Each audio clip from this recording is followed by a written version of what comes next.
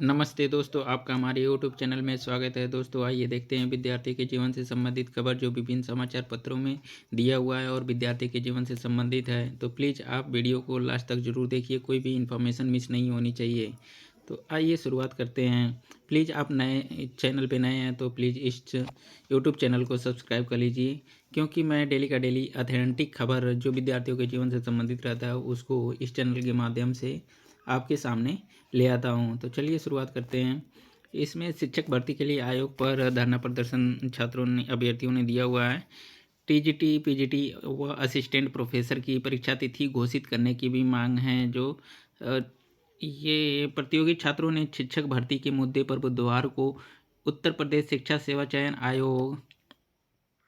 आयोग पर प्रदर्शन किया और आयोग के सचिव के माध्यम से मुख्यमंत्री को संबोधित ज्ञापन प्रेषित किया गया है। युवा मंच के बैनर तले प्रदर्शन कर रहे अभ्यर्थियों की मांग है कि पुराने विज्ञापन में टीजीटी पीजीटी के रिक्त पड़े 25,000 पदों को शामिल किया जाए और नए और टीजीटी पीजीटी और असिस्टेंट प्रोफेसर भर्ती की परीक्षा तिथि अधिकृत रूप से घोषित किया जाए। तो ये विद्यार्थी धरना प्रदर्शन कर रहे हैं और कह रहे हैं कि जो भी खाली पद पड़े हुए हैं उसको टीजीटी पीजीटी में ऐड कर लिया जाए और ऑथेंटिक जो अधिकृत रूप से परीक्षा तिथि की घोषित कर दिया जाए। ऐसे टीजीटी पीजीटी का परीक्षा तिथि बताया गया है, बट वो अधिकृत रूप से नहीं है। इसलिए जो युवा प्रतियोगी छात्र हैं वो मांग कर रहे हैं कि अधिकृत रूप से घोषित कर दिया जाए कि इसी दिन परीक्षा होगा। युवा मंच के अध्यक्ष अनिल सिंह के अनुसार सचिव ने कहा है कि परीक्षा नियंत्रक इसी कार्य में लगे हुए हैं और जल्द ही परीक्षा तिथि की अधिकृत तौर पर परीक्षा तिथि घोषित कर दिया जाएगा। इसके बारे में 25,000 सीट वृद्धि के मसले पर सचिव ने कहा कि आयोग की बैठक में विचार करने पर और शासन की सहमति पर निर्णय की बात करने की बात कही है उन्होंने। और जैसे ही कुछ खबर निकल के आएगी तो मैं आपको इस चैनल के माध्यम से ऑथेंटिक खबर आपके सामने रखूंगा। तो प्लीज़ आप इस चैनल को सब्सक्राइब कर लीजिए। प्रभाकर सिंह परिहार ने कहा है कि एक भर्ती कराने में आयोग को 3 से 4 वर्ष लग जाते हैं, जिससे छात्रों का मानसिक व आर्थिक उत्पीड़न होता है। ऐसे में रिक्त पदों को वर्ष 2022 के विज्ञापन में जोड़कर आयोग को परीक्षा करानी चाहिए। इसमें तमाम अभ्यर्थियों के नाम दिए गए हैं, तो आप देख सकते हैं यहाँ पे अभ्यर्थी धरना प्रदर्शन करते हुए अपनी मांग रख रहे हैं। बट जैसे ही कुछ ऑथेंटिक खबर आएगा आयोग के माध्यम से तो मैं आपको इस चैनल के माध्यम से अवगत कराऊंगा। तो प्लीज़ आप इस चैनल को सब्सक्राइब कर लीजिए। इस पर सिर्फ ऑथेंटिक खबर दिखाई जाती है, काम की खबरें दिखाई जाती है, इधर उधर की कोई खबर नहीं रहती है।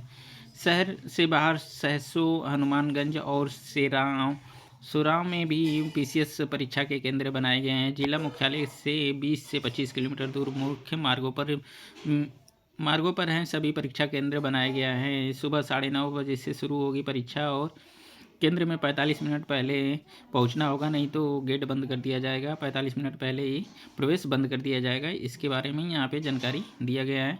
सम्मिलित राज्य प्रवर अधीनस्थ सेवा पीसीएस प्रारंभिक परीक्षा 2024 के लिए इस बार जिला मुख्यालय से 20 से 25 किलोमीटर दूर तक केंद्र बनाए गए हैं। पहले सत्र के परीक्षा सुबह 9:30 बजे से शुरू हो जाएगी और 45 मिनट पहले केंद्र में प्रवेश बंद कर दिए जाएंगे। ऐसे में अभ्यर्थियों को सुबह 8:45 बजे 8:45 से पहले परीक्षा केंद्रों पर पहुंचना होगा। तो ये 9:30 बजे से परीक्षा स्टार्ट होगी और 45 मिनट पहले ही अभ्यर्थियों को वहाँ पे पहुँचना होगा, नहीं तो 45 मिनट पहले ही वो गेट बंद कर दिया जाएगा। इसके बारे में जानकारी है। परीक्षा केंद्र के निर्धारण की नीति सख्त किए जाने के कारण उत्तर प्रदेश लोक सेवा आयोग को एक दिन में परीक्षा कराने के लिए पर्याप्त संख्या में केंद्र नहीं मिल रहे थे। इसी वजह से आयोग ने परीक्षा 2 दिन कराने का निर्णय लिया था, लेकिन अभ्यर्थियों ने इसका विरोध किया और सड़क पर उतर आए।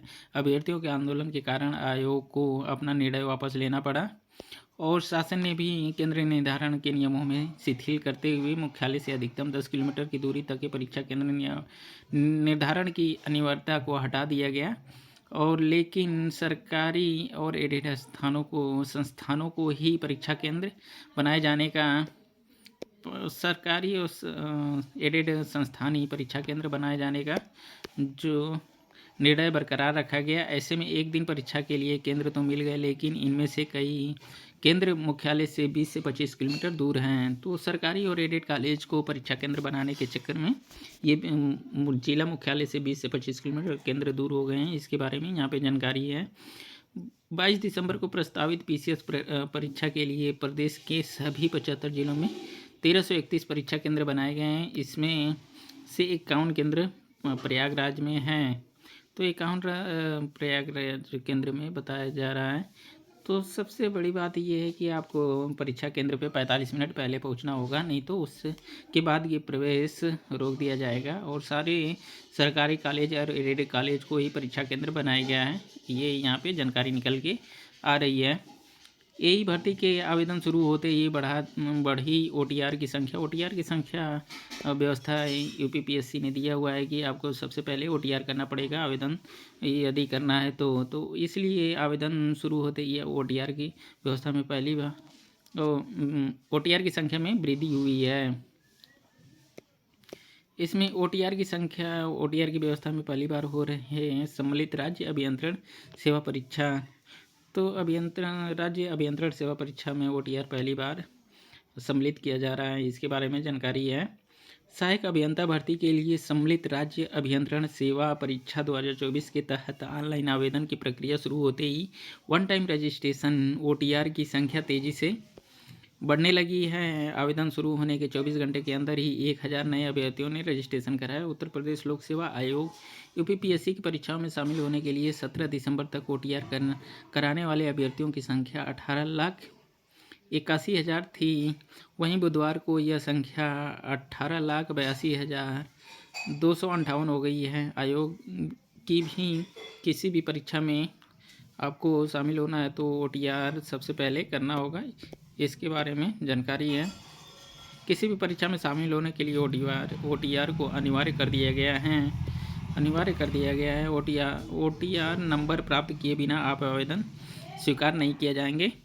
तो अभ्यर्थियों को आवेदन करने से पहले ओटीआर कराना होगा और अभ्यर्थियों को आवेदन करने से 72 घंटे पहले ओटीआर नंबर प्राप्त करना है और आवेदन में ओटीआर नंबर अंकित होने के बाद ही वह स्वीकार होगा। इससे पूर्व आयोग ने जब 2021 में सहायक अभियंता भर्ती के लिए सम्मिलित राज्य अभियंत्रण सेवा परीक्षा का विज्ञापन जारी किया था, तब आयोग के ओटीआर व्यवस्था लागू नहीं थी। ऐसे में यह भर्ती पहली बार ओटीआर व्यवस्था के अंतर्गत कराई जा रही है। आयोग ने वर्ष 2021 में सहायक अभियंता के 283 पदों पर भर्ती के लिए विज्ञापन जारी किया था। तब 92,787 अभ्यर्थियों ने आवेदन किए थे। इस बार पदों की संख्या दोगुनी से भी अधिक है। आयोग ने 604 पदों पर भर्ती के लिए विज्ञापन जारी किया है। ऐसे में आवेदन करने वाले अभ्यर्थियों की संख्या 2 लाख या इससे ऊपर हो जाने की उम्मीद है। 17 दिसंबर को शुरू किए हुए आवेदन की अंतिम तिथि 17 जनवरी रखा गया है। 17 दिसंबर से ही आवेदन प्रक्रिया शुरू हो गया और 17 जनवरी लास्ट डेट निर्धारित किया गया है। ऐसे में अगले माह में ओटीआर की संख्या तेज़ी से बढ़ेगी, क्योंकि आवेदन करने वाले प्रत्येक अभ्यर्थी के लिए ओटीआर अनिवार्य है। बुधवार शाम तक 18,82,000 से अधिक अभ्यर्थियों ने रजिस्ट्रेशन कराया, जिनमें से 1,000 अभ्यर्थी नए हैं। अगर 1 से 1.5 लाख नए ओटीआर होते हैं तो आयोग ओटीआर के माध्यम से जुड़ने वाले अभ्यर्थियों की संख्या 20 लाख तक पहुंच सकती है।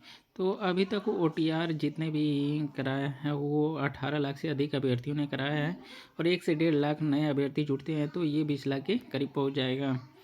तो आप ऐसे ही अथेंटिक खबर जानना चाहते हैं तो प्लीज़ इस चैनल को सब्सक्राइब कर लीजिए। इससे सिर्फ अथेंटिक खबर बताया जाता है। NIOS का DLED अब मान्य होगा, इसके बारे में जानकारी है। तो राष्ट्रीय मुक्त विद्यालय शिक्षा संस्थान से DLED करने वाले अभ्यर्थी नए शिक्षक भर्ती के लिए अहर हैं।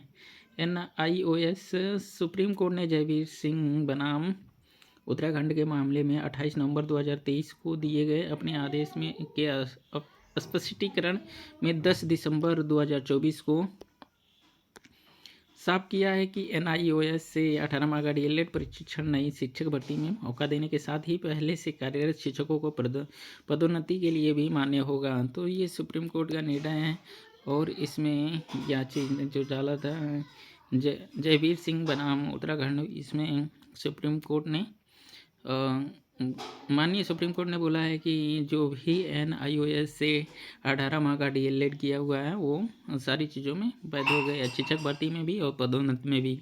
वैसे तो DLED प्रशिक्षण 2 साल का होता है। केंद्र सरकार ने 10 जुलाई 2017 को निजी विद्यालय में पढ़ा रहे अप्रशिक्षित शिक्षकों को प्रशिक्षण देने के लिए NIOS की ओर से 18 महीने के DLED प्रशिक्षण की प्रक्रिया व्यवस्था की थी। ऐसे में तकरीबन 1.5 लाख अभ्यर्थियों ने NIOS से 18 महीने का DLED किया था। तो ये 1.5 लाख अभ्यर्थियों के लिए सकून भरा खबर है कि माननीय सुप्रीम कोर्ट ने उनके पक्ष में निर्णय दिया है। यूपी टेट के प्रमाण पत्र को अब लेकर जो फंसा पेंच इसके बारे में है।